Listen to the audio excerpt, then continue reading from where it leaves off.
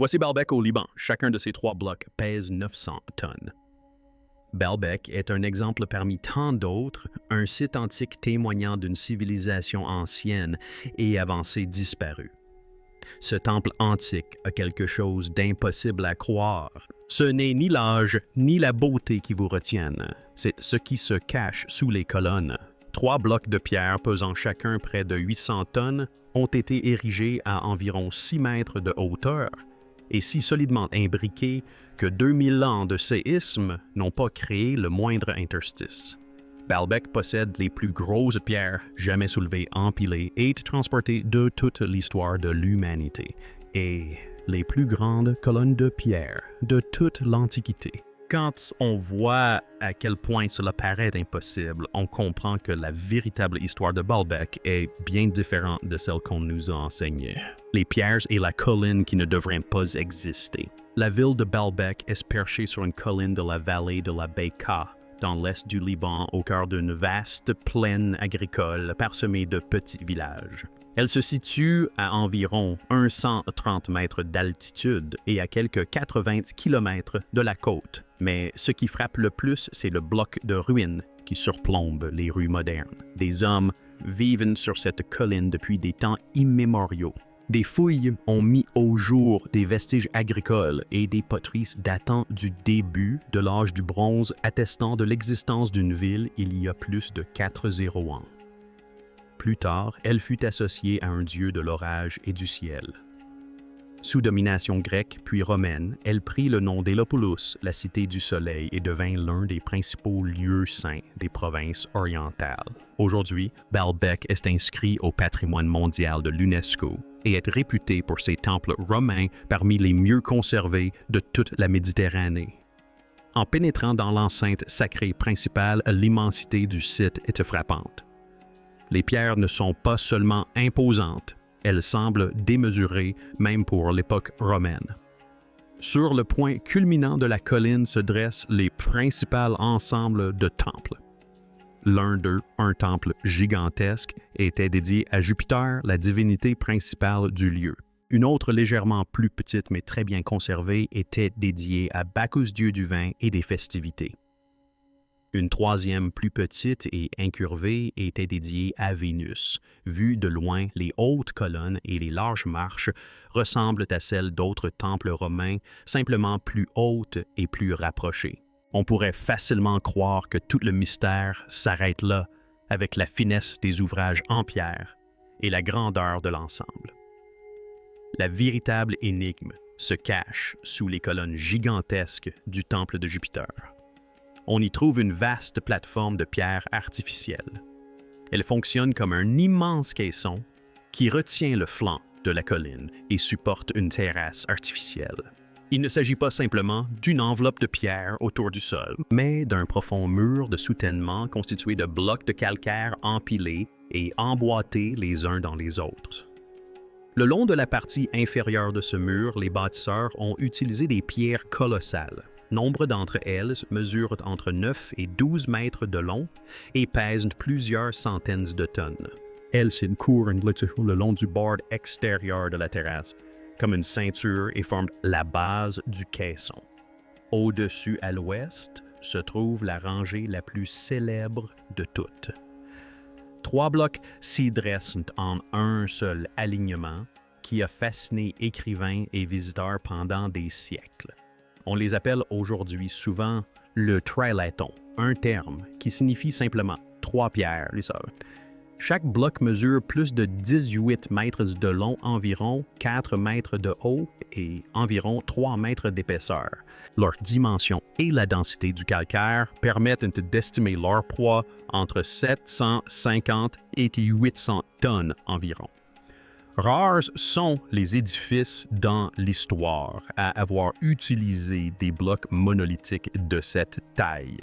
Ces 3 pierres ne sont pas des ornements, elles font partie intégrante de la structure du mur. Elles reposent sur l'assise inférieure et sous d'autres blocs massifs contribuant à la solidité de la terrasse et supportant le poids du temple qui se dressait autrefois au-dessus. Ces pierres ne proviennent pas des fondations du temple. Elles ont été extraites d'une carrière de calcaire distincte située à la périphérie de la ville. Cette carrière est connue sous le nom de Hajar al-Hibla, la pierre de la femme enceinte. Elle se trouve à un peu plus d'1 kilomètre du complexe du temple et est légèrement plus élevée que le sanctuaire sur le versant surplombant les maisons modernes. Aujourd'hui, elle ressemble à une vaste carrière à ciel ouvert creusée dans une roche claire avec des gradins et des tranchées, où les ouvriers extrayaient autrefois des blocs. Dans un coin de la carrière se trouve le bloc qui a donné son nom au lieu. Il s'agit d'une pierre unique encore partiellement enchâssée dans la roche-mère. Ses faces visibles ont été équarries et polies. Une extrémité affleure à l'air libre, tandis que l'autre disparaît sous la terre et les décombres. Dans les années 1990, des équipes de prospection ont mesuré sa longueur et sa hauteur, et se basant sur la densité connue du calcaire, ont estimé son poids à environ 0 tonne. Des archéologues sont retournés dans cette carrière au début des années 2000 dans le cadre d'un projet conjoint de l'Institut archéologique allemand et de l'Université libanaise. En 2014, en creusant sous le célèbre bloc, ils ont découvert le bord supérieur d'une autre pierre massive enfouie juste en dessous. Une fois ces faces suffisamment dégagées pour être mesurées, ils ont constaté que ce bloc caché était encore plus imposant. Elle mesure environ 19 mètres de long, près de 5 mètres de large et au moins 5 mètres de haut. Les calculs basés sur ces dimensions donnent un poids estimé à environ 650 tonnes, ce qui en fait l'un des plus gros blocs de pierre taillés connus. La même carrière recèle également un troisième bloc, imposant souvent appelé la pierre du Sud. Légèrement plus court que les autres, il mesure tout de même près de 18 mètres de long, et son poids est estimé à environ 200 tonnes. Les pierres du temple prouvent que les bâtisseurs de l'époque romaine étaient incapables de déplacer et de poser des blocs d'un poids comparable à celui du trilaton. Les deux géants de la carrière sont encore plus grands, ce qui signifie que l'équipe en charge de leur construction était prête à concevoir un ouvrage plus audacieux que tout ce qui subsiste dans le mur du temple.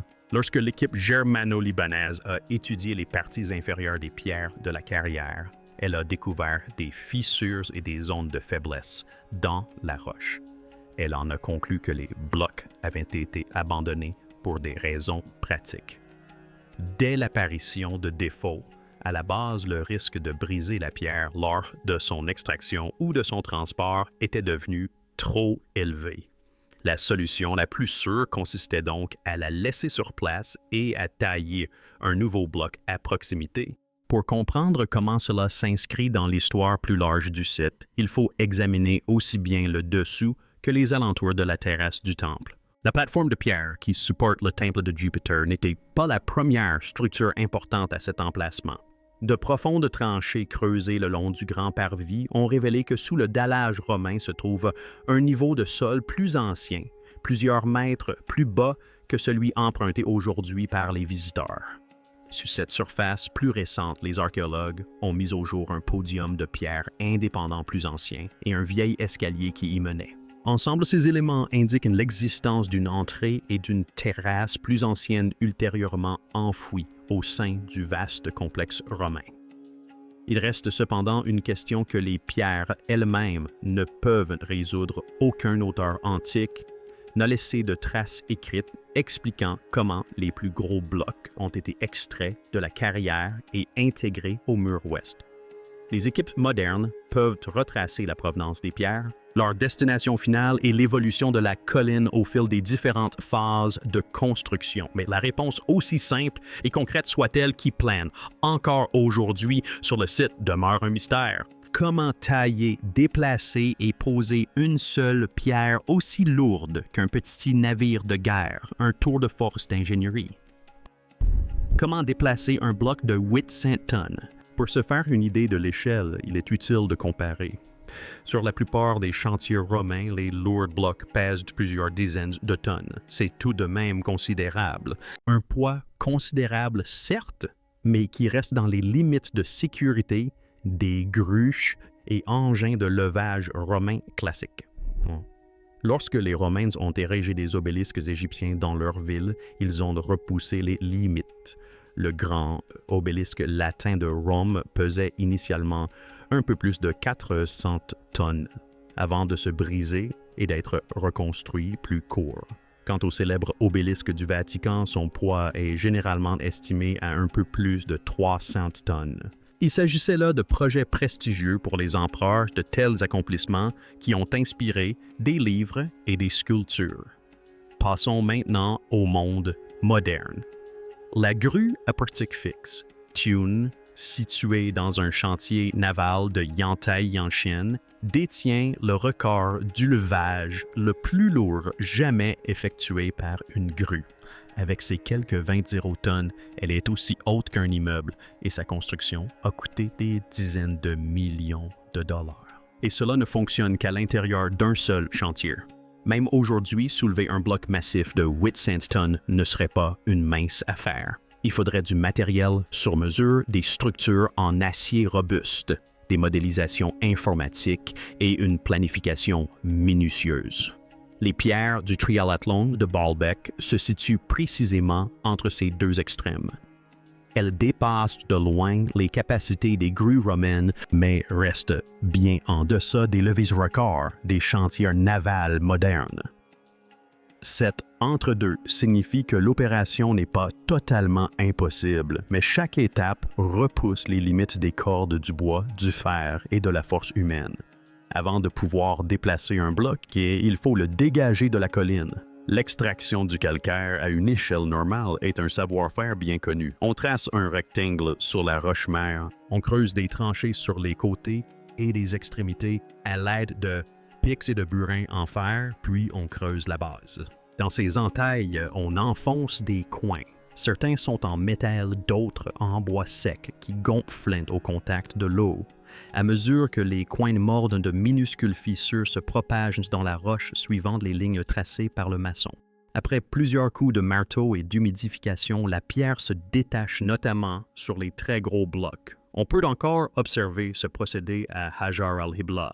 Les faces des gigantesques pierres inachevées présentent de longues tranchées et des rangées régulières d'encages de coins sur leurs côtés et leurs bases. Il ne s'agit pas des marques d'une mystérieuse poutre de coupe.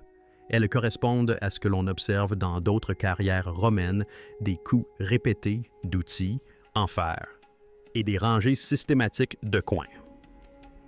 Des bossages ou des morceaux de pierre étaient parfois laissés sur les côtés d'un bloc. Ces bossages pouvaient ensuite servir de point d'ancrage pour des leviers ou des cordes. À l'époque de la construction du podium de Baalbek, le fer était devenu la norme dans le monde de la construction romaine. Des auteurs comme Vitruve décrivent des outils en fer, des poulies et des treuils. Des découvertes à Rome et dans la région du Rhin montrent que les bâtisseurs utilisaient également de grandes machines à roues en bois actionnées par des hommes qui marchaient à l'intérieur. Cependant, même les plus grandes grues romaines connues ne pouvaient soulever qu'environ 5 tonnes. C'est impressionnant, certes, mais une simple grue suspendue n'aurait jamais pu soulever un bloc de 800 tonnes à la verticale. Il fallait trouver une autre solution. L'astuce consiste à transformer un ascenseur vertical en un lent glissement. La carrière qui a fourni à Baalbek ces énormes pierres se situe à proximité de la terrasse du temple, à environ 800 mètres et légèrement en altitude par rapport au podium. De ce fait, les bâtisseurs n'ont pas eu à transporter les blocs depuis un terrain bas jusqu'à un terrain élevé. Il fallait donc les détacher, les soutenir, puis les guider le long d'une pente douce sans les laisser s'emballer. La plupart des reconstructions modernes commencent de la même manière. On prend le bloc détaché et on construit autour de lui un solide berceau ou un traîneau en bois. Un traîneau est simplement une structure robuste munie de larges patins en bois qui glissent au lieu de rouler. La pierre ne repose pas directement sur le sol. Le bois répartit son poids sur une plus grande surface. Sous les patins, on peut placer des poutres ou des planches. Et à certains endroits où la charge est momentanément plus légère, on peut encore utiliser des bûches comme rouleaux pour aider le cadre à se déplacer. De simples troncs ronds s'écraseraient comme des allumettes sous un bloc de 800 tonnes, mais cela ne signifie pas que le bois est inutile. L'important est la répartition de la charge. Si les patins du traîneau sont larges et s'ils reposent sur une épaisse couche de terre compactée ou de planches, la pression exercée sur chaque point du bois peut diminuer jusqu'à un niveau supportable pour le chêne et le pin. Une fois ce seuil atteint, le frottement devient le principal obstacle. Sur du sable sec ou de la roche rugueuse, le frottement est considérable. Des expériences récentes en laboratoire menées par des physiciens néerlandais sur des traîneaux lourds et du sable ont montré que si l'on tire un traîneau de pierre sur du sable sec et meuble, l'avant du traîneau s'enfonce, forme une crête et chaque pas est difficile. En humidifiant le sable juste assez pour lier les grains, la crête disparaît et la force de traction diminue de près de moitié. Cette petite astuce a permis de doubler la force utile d'une équipe sans ajouter une seule personne. Une traction aussi puissante ne repose pas sur la force brute d'hommes tirant sur des cordes en ligne droite. Les ingénieurs romains disposaient d'appareils appelés treuils et manivelles. Un treuil est un tambour vertical en bois enfoncé dans le sol. De longues barres horizontales en sortent comme les rayons d'une roue. Des hommes ou des animaux font tourner ces barres. La rotation du tambour enroule une corde. Comme le tambour est beaucoup plus grand que la corde et que les barres sont longues, on privilégie la puissance à la vitesse. Une légère poussée sur la barre se transforme en une traction constante et très puissante sur la corde. Dans une étude classique de Baalbek, l'archéologue et architecte français Jeep Pierre Adam a réalisé une reconstitution où une rangée de cabestans se dressait le long du parcours et autour du podium. Des équipes d'hommes tournaient en rond autour de chaque cabestan, faisant tourner les tambours. Les cordes de ces tambours passaient par des poulies jusqu'au traîneau. La force de traction combinée de plusieurs cabestans était considérable, bien supérieure à celle d'une foule tirant simplement sur des cordes nues. La pierre ne se déplaçait que de quelques centimètres à chaque poussée. Et c'était suffisant. La lenteur était gage de sécurité. La gravité était à la fois un atout et une menace. Comme la carrière est située un peu plus haut, les ingénieurs ont pu s'organiser de telle sorte qu'une fois le bloc en mouvement sur la rampe, son propre poids contribue à sa progression. Sur une pente bien nivelée, les équipes à l'avant le retenaient à l'aide de cabestans et de cordes, tandis que celles à l'arrière exerçaient une traction suffisante pour l'empêcher de s'arrêter si la pente devenait trop abrupte. Ils pouvaient rehausser la voie avec de la terre ou des pierres pour l'aplanir. À l'approche de la terrasse, le travail évoluait passant du transport sur de longues distances à la mise en place au plus près du bloc. C'est là que l'image habituelle d'une grue géante soulevant la pierre entière d'un seul jet s'estompe. Même si l'on pouvait construire une telle grue en bois, les risques seraient insensés. La meilleure solution consiste à éviter un levage libre et à transformer la colline entière en une structure de soutien temporaire. On peut se représenter cela simplement comme la construction du mur de soutènement et de la terrasse par couches successives. Dans un premier temps, les équipes posent les assises inférieures de gros blocs, celles situées sous le triathlon, tandis que l'arrière du mur est recouvert de terre compactée. En arrière-plan, ils prolongent leur remblai et construisent une plateforme de travail temporaire en retrait de la pente. À un certain point, la surface de ce remblai atteint le niveau de la hauteur prévue des blocs du triathlon. Désormais, il n'est plus nécessaire de hisser la pierre de 800 tonnes du sol jusqu'au sommet du mur. Il suffit de la faire glisser latéralement depuis la plateforme temporaire jusqu'à son logement dans la face extérieure. Pour ces derniers mètres, les ouvriers peuvent utiliser d'épais rouleaux de bois sous le traîneau, car la charge est répartie par la structure et la distance est courte. Des barres de levier en fer, également appelées leviers de serrage, sont insérés dans des cavités peu profondes, pratiquées dans la base et les côtés de la pierre. À l'aide de ces leviers et d'empilements de cales en bois, les équipes peuvent lever ou abaisser une extrémité de la pierre de quelques millimètres à la fois. Le calage est une technique simple. On empile de courtes poutres en quinconce pour former une tour basse et solide. Glissez un levier sous le bloc. Soulevez-le. légèrement. Placez une autre pièce de bois en dessous et laissez-le reposer. Répétez ce mouvement plusieurs fois et vous pourrez ainsi monter ou descendre un poids considérable par petites étapes en toute sécurité. C'est lent, certes, mais cela présente un avantage majeur. Aucune pièce de bois n'a jamais à supporter à elle seule tout le poids. Le traîneau étant à niveau avec le haut du mur et les cales compensant les légères différences de hauteur. Les ouvriers pouvaient mettre le bloc en contact avec ses voisins. C'est là que la précision entre en jeu. Les maçons romains et du Proche-Orient utilisaient une méthode appelée marge chanfreinée, où ils lissaient soigneusement une bande sur le bord de chaque face de bloc et laissaient le centre légèrement en retrait. Lorsque deux blocs étaient pressés l'un contre l'autre, les bords lissés se rejoignaient et formaient un joint étanche, tandis que le centre en retrait évitait des irrégularités. L'ajustement parfait d'un bloc de 800 tonnes exigeait de la patience. On ne polit pas toute la surface d'un seul coup. On approche la pierre, on repère les pointes de contact prématurées avec les bords, on les marque, on retire légèrement le bloc et on aplanit ces aspérités au ciseau, puis on recommence. Au fil des passages, la pierre s'enfonce de plus en plus profondément. Son poids immense facilite le processus. Une fois le bloc en contact avec le mur, sur la majeure partie de sa longueur, sa propre masse écrase les infimes irrégularités et le stabilise.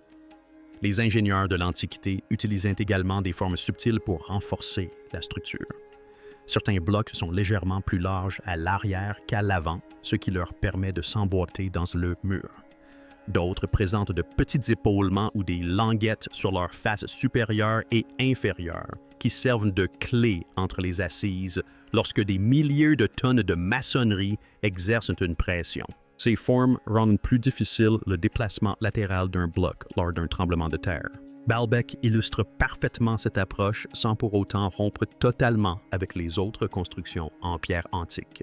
Ce site représente un niveau de maîtrise exceptionnel, comparable à celui des techniques employées pour les remparts, les jetées portuaires et les plateformes de temples à travers tout le bassin méditerranéen. À ce jour, personne n'a mené d'expérience à grande échelle avec un bloc de 800 tonnes déplacé sur près d'1 kilomètre jusqu'à un podium élevé. Les spécialistes de la construction antique soulignent que sur d'autres sites, le déplacement de pierres d'environ 500 tonnes exigeait déjà une organisation complexe, des ajustements constants et des équipes hautement qualifiées. À Baalbek, l'ensemble de ces éléments devait fonctionner simultanément et sans incident majeur pendant une période extrêmement longue. Pour se rendre compte de la faible marge de manœuvre, prenons l'exemple d'un projet plus récent, richement documenté. À la fin du 16e siècle, l'architecte Domenico Fontana déplaça l'obélisque du Vatican à Rome, un unique fût de granit pesant environ 300 tonnes sur une courte distance au niveau de la place Saint-Pierre. Il construisit une immense tour en bois autour de l'obélisque, utilisa une quarantaine de grues et un système complexe de poulies, et supervisa des centaines d'ouvriers et d'animaux. Les opérations de descente de transport et de remontée nécessitèrent des mois de travail et de planification, et ce au début de l'époque moderne avec des plans détaillés des ferrures métalliques et l'expérience acquise lors de nombreux projets antérieurs. Lorsque les ingénieurs modernes calculent les paramètres du Baalbek, en tenant compte de la résistance des cordes, des coefficients de frottement et de la force de traction humaine, la réponse n'est pas un non catégorique. Des études basées sur des manuels de construction romains et des opérations de transport de charges lourdes ultérieures suggèrent qu'avec suffisamment de cabestans de poulies et de tempes, la traction de plusieurs centaines d'hommes pourrait faire avancer lentement un traîneau de 800 tonnes sur une voie préparée. Cependant, ces mêmes études reconnaissent que les marges de sécurité sont faibles. Une petite erreur dans la pente, une poutre fragile à l'intérieur d'un capstan ou un orage soudain transformant la rampe et un bourbier auraient pu suffire à endommager une pierre ou à détruire le matériel. Les djinns géantes et les mythes de Baalbek. Depuis toujours, les habitants de Baalbek ont vu naître d'immenses légendes autour de ces pierres colossales. Face à une construction trop imposante pour des mains ordinaires, on fait appel à des bâtisseurs plus grands encore. En ce lieu, cela a donné naissance à des géants aux fils maudits d'Adam, à un roi qui communiquait avec les esprits, et même à l'époque précédant le déluge. Chaque récit en dit plus long sur ceux qui le racontent que sur les bâtisseurs eux-mêmes. L'une des plus anciennes histoires commence avec Caïn, fils d'Adam, qui tua son frère.